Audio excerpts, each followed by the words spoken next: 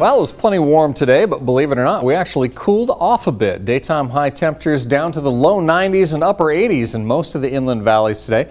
Did manage a 94 in Wairika, 95 in Mount Shasta City, and 96 out in Alturas. So, as we say, very summer-like for the last several days. But there is cooler weather in the forecast. We're just going to have to wait a little bit longer to see it move into the region. Other parts of the country, of course, still dealing with the heat and the thunderstorm activity. You can see the heaviest of the showers down here in the deep south. Most of the western U.S. relatively quiet. Some thunderstorm activity in the Four Corners, but it is the southeast that's really being hit right now. Heavy rain at times, some gusty winds, and even some hailstones. But again, no reports of tornadoes. 34th day in a row that we haven't seen any activity like that at all, which is good news.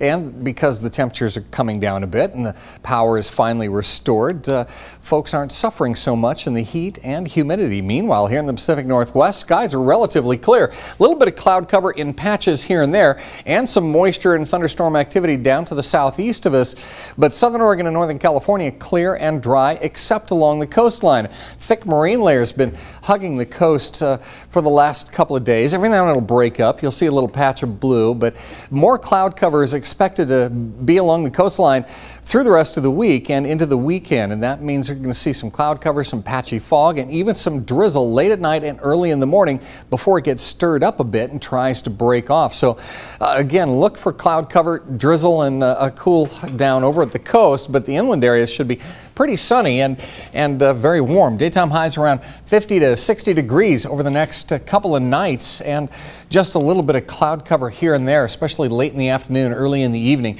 At the coast tomorrow, the morning cloud cover, the patchy fog, and the drizzle will stop. You'll see some afternoon clearing with daytime highs in the upper 50s and low 60s, but gale warning flags will be up into the weekend. Down in Northern California, partly cloudy and another hot one. Daytime highs around 90 to 95 degrees, but that is an improvement. Remember, we've been into the upper 90s over the last couple of days. In fact, Terry in Montague called earlier, said he had 101 today at his house in Montague.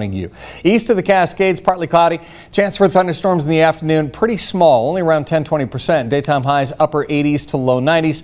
And in the mountains, a similar situation, upper 70s at Lake of the Woods, low 90s in Prospect under partly cloudy skies, and not much of a chance for thunderstorms. Interior valleys, daytime highs upper 80s to low 90s for the most part. Ashland will not be at 59 degrees tomorrow.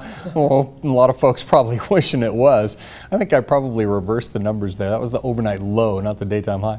7-day forecast for the coast shows a little bit of cloud cover at times. Highs near 60, overnight lows in the mid 50s. And in the Klamath Basin, daytime high temperatures in the 80s with a chance for thunderstorms off and on for the next 7 days. Northern California, cool down is headed your way. Upper 80s by about Tuesday, Wednesday, Thursday, but through the weekend, low 90s, and same for the Rogue, Illinois, and Applegate.